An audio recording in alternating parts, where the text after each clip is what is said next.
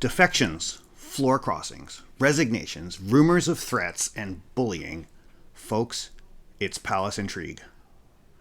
Do we think Poilievre will survive this? During the time we were supposed to be talking about the largest non-pandemic deficit in Canadian history, we find ourselves talking instead about fractures in the CPC and whether Poilievre's hold on the party leadership is even safe.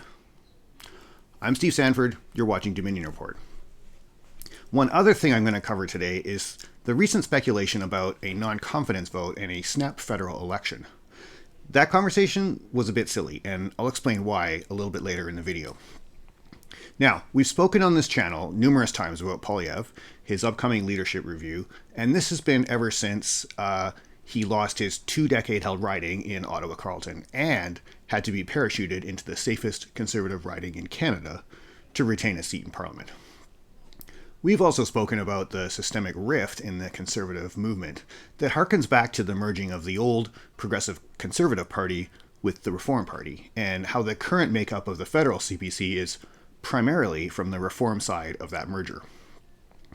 I'll post links to the relevant videos below in case you're interested. Now, all of this brings us to the adventures and excitement of this past week, and some speculation, if you will, about what might happen next week. In the lead up to Mark Carney releasing his budget, there was much discussion about how the Liberal Party needed 3 votes to get it passed, votes from either Bloc, Green, NDP, or Conservative members of Parliament. Failing to get those votes would trigger a non-confidence vote, springing a snap federal election upon the country. Now, I told you a moment ago that these discussions were a bit silly, and here's why. The NDP hold all the cards here. They have 7 seats. Fewer than half of them voting for in favor of the budget would allow that budget to pass. Or the NDP could actually, as a whole, just abstain from voting, and that would allow their members to tell their constituents that they were objecting to all or parts of the budget while still allowing it to pass. Either option avoids a Christmas election. Now, any high school level civics class student who looked at a poll in the last few months could confidently advise the NDP party not to trigger a federal election. They're not in a position to gain any political power, and in fact would probably lose some of their few remaining seats. So like I said, a silly conversation. Now, that same high school student, when they got to university level political science, could probably also spot Poilievre's glaring unforced error in Parliament this past week. Did you notice it?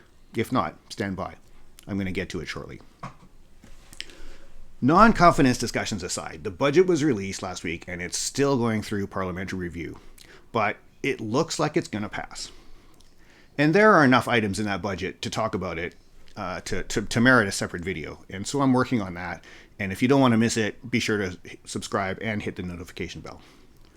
But just hours after the budget was first announced, MP Chris Turmoil announced he was crossing the floor, leaving the Conservative Party and joining the Liberal Party. This was big news. Floor crossings are not unheard of in federal politics.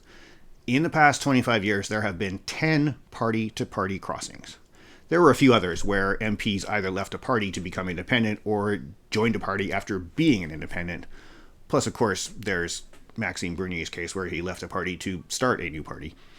But in terms of actual party-to-party crossings in the last quarter century, there have been 10. And the point is that floor crossings are not unheard of, but neither are they all that common. And this one is big news because of the timing and because of the context of the current political landscape. So let's review. This is all taking place just 6 months after the last federal election. That's 6 months after the CPC voters in Nova Scotia elected Chris Turmoil as their representative. And the Liberals just released their budget. This is a budget with the largest non-pandemic era deficit in history, which means the timing of this floor crossing announcement was carefully coordinated to shift the conversation away from the budget. And so far it's worked. Budget criticism, and let's be honest, there's lots to criticize, has so far been overwhelmed by the talk of the crossing and of the other Ottawa happenings last week that we haven't even yet talked about. That's right, this gets better. So Turmoil's statement about crossing the floor was actually even worse for Poilievre. So allow me to read you some of his exact words. In the last number of months, I wasn't feeling I was aligned with the ideals of what the leader of the opposition had been talking about. When asked to clarify further, he replied, "It's just looking at leadership styles." And then he added, "It's time to lead a country to try and make it better and not knock it down." Friends, those are damning words for Poilievre. Those words echo the primary criticism that Poilievre has faced in focus groups research and in national opinion polling. And all of that happened on Tuesday. And Wednesday's news cycle in Canada was dominated by this story. But wait, there's more, because the week was only half over. Rumours were flying about dissatisfaction among CPC MPs and about more possible defections. Those rumours were not just random internet theories, they were coming from prominent legacy media journalists who have a history of good sources from within political parties. One of those rumours speculated that Edmonton MP Matt Généraux was next to cross the floor. Now, I actually recall reading something sometime last week that Généraux responded to the rumours by stating emphatically that he was not going to join the Liberal Party. In doing the research for this video, which is just a few days later, I actually can't find a reference to that. So if anyone has that statement or a quote and put a link to it in the comments, I would actually appreciate it, at least just so I know I'm not going crazy. But at any rate, on Thursday, Généraux announced that he would not cross the floor, but resign as MP and would be leaving the Conservative caucus. Journalist Sharon Carr of CTV and iHeartRadio posted on social media, "Been speaking to CPC insiders and MPs who say Pierre Poilievre keepers are threatening to ruin anyone thinking of crossing the floor, digging up personal dirt, blackmail, the works." Now, these are just rumors. I have no way to substantiate or disprove them. But even rumors, when they are this mainstream, are very harmful to Poilievre. Plus, if Généraux was about to cross the floor and was dissuaded by CPC thuggery, we will most likely eventually find out. Now, I should add here that Généraux released a public statement that denied any coercion took place, which is exactly what he would say if indeed no coercion took place. And also what he would say if it did. Now, I want to talk about Poilievre's big error in Parliament. This is the one I teased earlier. The primary opposition is the first to speak after the majority party releases their budget and discusses it in Parliament. Typically, the opposition party will introduce budget amendment, offering their party's suggestion to the budget for discussion and eventual voting. Poilievre spoke for about 25 minutes in response to the budget. But shockingly, he did not introduce a budget amendment. Now, this appears to be a huge unforced error. After Poilievre, the Bloc Québécois got their chance to speak, and they introduced their own budget amendment, and that budget amendment became the official amendment opposing the governing party's budget. And now the CPC has to work with the Bloc on their amendment in order to have any chance to get anything into the 2025 budget. Again, with more rumors here, but these ones are suggesting that both Liberal and CPC party insiders were shocked at this misstep. Now, it is possible that Poilievre is playing some kind of 3D chess here, and he has some kind of plan in place, not currently visible, to deliver a knockout punch to Carney and his budget. Could that be? I mean, maybe. Nobody has been able to speculate what it might even be.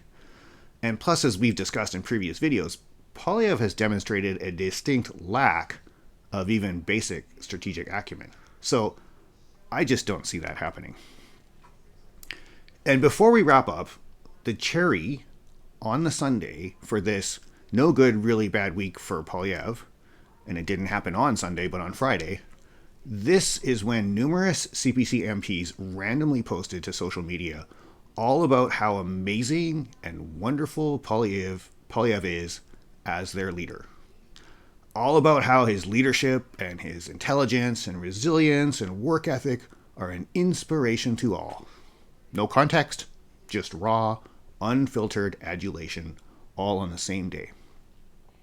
It's almost as if those MPs were asked to throw out some obsequious flattery, or at risk of starting another unsubstantiated rumor, maybe they were even threatened to do so. So to summarize Poilievre's current situation, on the back of him losing his own seat and being parachuted into the safest Conservative riding in the country, he lost an MP to the Liberals on Budget Day, one who publicly questioned his leadership. He lost the media spotlight that should have been on him and his criticisms of the budget. He flubbed the budget amendment process in Parliament. He lost another MP to resignation, surrounded by speculation that that MP was originally going to cross the floor and join the Liberals. His party itself is surrounded by rumors of threats, blackmail, and thuggery. And some obsequious MPs posted unprompted praise on social media for no apparent reason, but giving the appearance of a really lame, poorly conceived, unstrategic attempt to change the narrative. Friends, this is not a good week to be Pierre Poilievre. Hashtag just saying. It's probably no surprise to anyone that I'm not a conservative, although I have voted conservative at times in my life. But before I am a non-conservative, before I am a liberal, I'm a Canadian.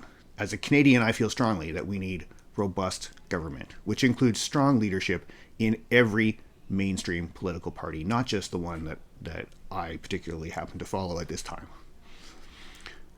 For me personally, Poilievre just isn't it. And for Canada, I think we need to do better. I would be shocked if Poilievre survives his leadership review in January. And without talking about any other rumors, because this is just my own speculation, I would not be at all surprised if he actually resigns this coming week.